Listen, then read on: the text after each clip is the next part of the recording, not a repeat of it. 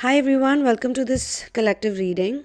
Here I would be talking about third party blocks, and these are coming from family related contracts that the divine masculine and feminine have to play out in order to heal and ascend further. So I have the reading with me here, and I had to do an auto reading for this. And this message came in very strong for those people, for those divine masculines and feminines who are facing a betrayal, family betrayals, or interference. There are different types of third party blocks, but I'll try to sort of sum up everything. And they're also going through this emotional warfare. So there's a lot of work that you are doing, you're putting into it, and this is a universe's way of giving you the right guidance, because I am being told that there are many people who are actually going through this, and everybody needs help and support. And the people who are here, it's not a coincidence that you're here. If you're here and you resonate with this, then definitely this is for you. Maybe it's not going to be 100% match for everyone, but whatever it is, you can pick out the pearls of wisdom and use it for your progress and ascension. So let's get started. Okay, so the collective has been asked to walk a path that few people truly understand. The numbers that I'm talking about, probably there could be millions of you out there, but in the Earth's scheme, it's not a big number because we have billions of people here. So what you're doing is special kind of work, and many of you are deeply loving, very intuitive. You're spiritually sensitive beings who have entered relationships not to play games, not to compete, not to dominate, but to build something real, safe, and sacred. And yet, you are finding yourself surrounded by noise, by opinions, by interference, by people who insert themselves into your love story, even though they are not the ones living it. For many of you, I'm being shown the pain is not even what your partner's family is doing to you by creating misunderstandings. It is what your partner doesn't do. It is their silence or hesitation, or them acting out, or them acting in ways that don't serve uh, any good to you. Do you feel that they are allowing others to speak into your relationship, or they are getting manipulated, or they are not staying emotionally neutral where they could have taken a stand for you? They could have spoken for you, in favor of you, but they're not doing so, or they're not that bold. So that feels like a betrayal, because for you, love means to stand up for the bond. You want your partner to choose the relationship when it's not being attacked. Now, some of you could be feeling lonely even when you're not physically alone. You could be around the person you love, and they may have chosen you in their life, but you still feel unsupported despite being in a relationship. And this is a very spiritually exhausting position that a human being can be. And my heart as a reader, as a medium, goes out for you.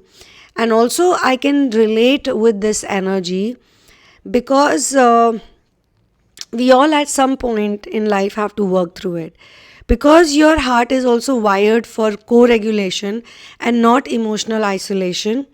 Many of you are carrying the weight, that you have to be strong and you have to be this and that, and sometimes you get exhausted by it. Now, many of you also have children, and you are taking care of the child's responsibility, and you probably feel that you're all by yourself, and you're not getting the right kind of support, and you are doing all this healing work or cleansing work for the child's future, because you want the child to get the best education, which comes from your environment. Education is not given in schools or colleges. It is given in the environment that the child is being raised in. And it starts right from the womb. So it's really important for you to keep yourself stable. And you're trying to hold an entire emotional ecosystem together for someone who depends on you, that's your child. This kind of responsibility makes the betrayal feel even heavier, because it is not just your heart at stake. It's not about romance or love or courtship or being a couple, but it's your child's sense of safety and belonging that you also feel. So the guides are stepping forward strongly now, and they want you to know that number one, you're not wrong for wanting loyalty. This is also an important type of loyalty that partner gives to their partner, that I'm with you and I will be there for you. And I'm not talking about fights or, you know, issues that most partners go through, most partnerships go through from time to time. Yes, partnerships are not easy, they can be difficult, but here the scenario is slightly more different, as in there are some basics that needs to be sorted out, but it seems to me that one person is handling too much.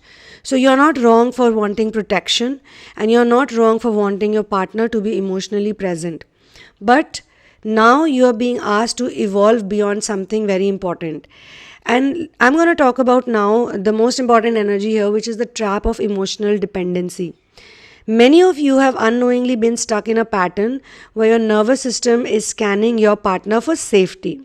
When they are warm, you feel okay. Like when they're nice to you, let's say they make a meal for you, or they talk to you politely, or they go out on a walk with you, or they just share their problem with you, you feel okay.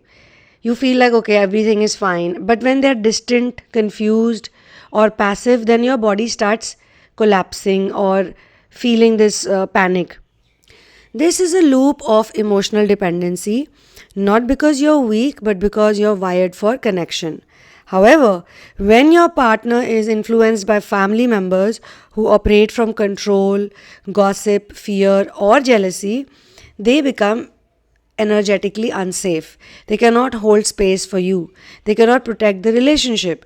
They become conduits for other people's unresolved emotions.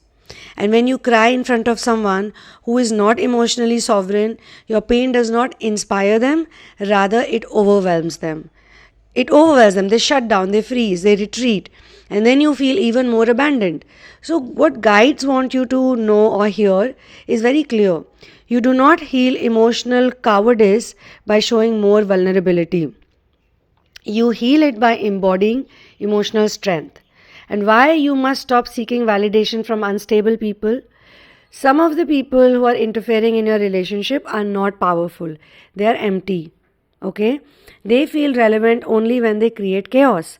They feed on reaction, they feed on drama, and they feed on controlling narratives.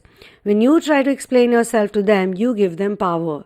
When you react emotionally, you give them relevance. When you seek their approval, you give them control.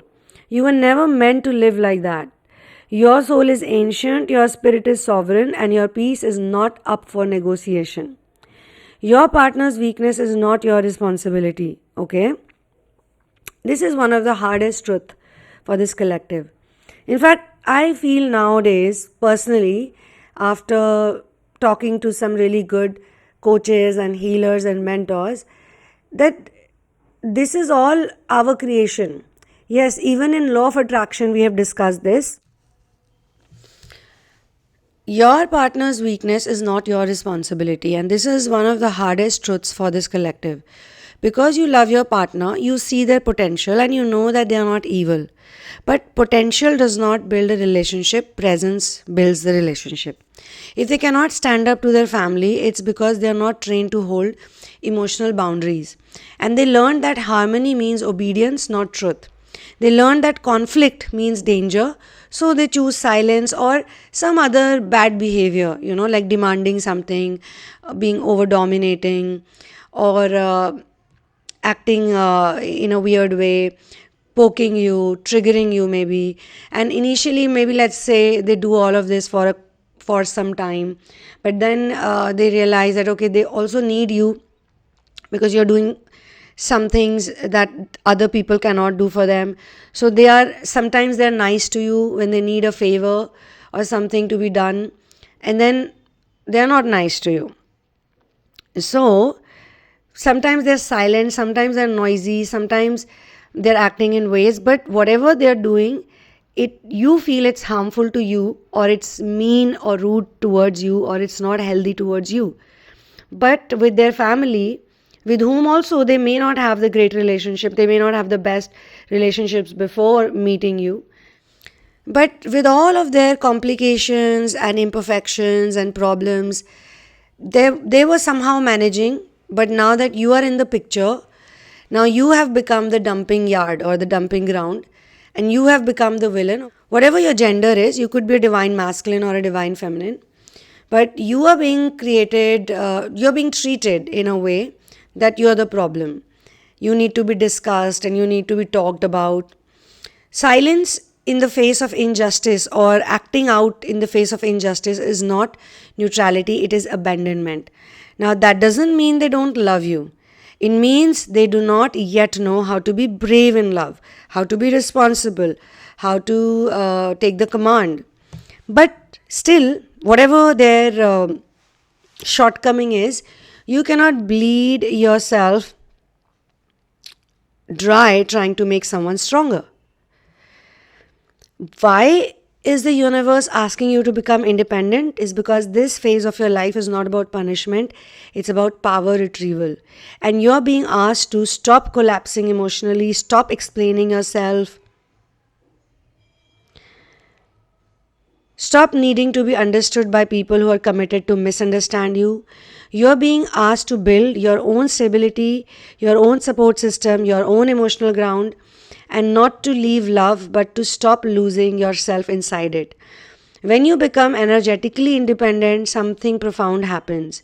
People either rise to meet you or they fall away. Now, here is one more thing that I want to talk about. Some of you is okay, many of you are okay to hear that they will rise to meet you. But many of you are not okay to hear that they will fall away, because you want the relationship to work out. You want your life to become good with these people, this person, your partner. However, let me tell you, when the healing happens, whatever is going to happen, whether they rise to meet you or they fall away, but you're going to heal without running or chasing. So you are continuing to be in the same space, but now you're a better version of who you are. You're frequency wise better, and it's literally like moving, quantum leaping into a timeline which was accessible to you back then also, but you make it a reality. You move into that timeline where you are a person who's so much more independent that it really doesn't matter to you after that whether they rise to meet you or they fall away. Both outcomes bring clarity, self-assurance, security, and for a lot of you, I also see that the healing is not happening in circles or cycles, because a lot of people say, okay, I'm just moving in the same cycle. No, it is spiraling upwards in a cyclical form. So you're not stuck in the same place, you're going above and above and above, okay? And maybe you had to deal with these kind of family issues or some kind of issues even before you got into a relationship with someone. You basically had to work through it. And if you got success in those places, in those areas, like if you look back, 10 years back, you were probably very codependent towards certain people. Now you're not at all codependent. Now you have become the support system. Now you have a cordial relationship or a nice relationship or supportive relationship, but it's not that bad. Basically, the whole point of this reading is to make your life simpler. And for those who are raising children in this storm, your child is not just watching what happens, but they're also watching how you respond. They are learning whether love requires suffering, whether boundaries are allowed, whether peace is worth choosing. When you choose your own stability, you're teaching them something priceless, that we do not beg to be treated well. And you're giving them a blueprint for self-respect. The spiritual meaning of this ordeal is that this is an ascension test. It's not a test of patience, rather it's a test of sovereignty. And you're learning how to remain loving without being weak, remaining open without being naive, and remaining kind without being self-abandoning. You are learning how to operate from faith and not fear. And fate does not chase, fate does not plead, and fate does not prove, fate just knows. Okay? So, what's the final message or the conclusive message here? That you're not here to be destroyed by other people's dysfunction. Rather, you're here to outgrow it. And you're here to become so stable in yourself that chaos cannot enter your field. And you're here to learn that love is not something you earn, it is something you allow only when it is safe.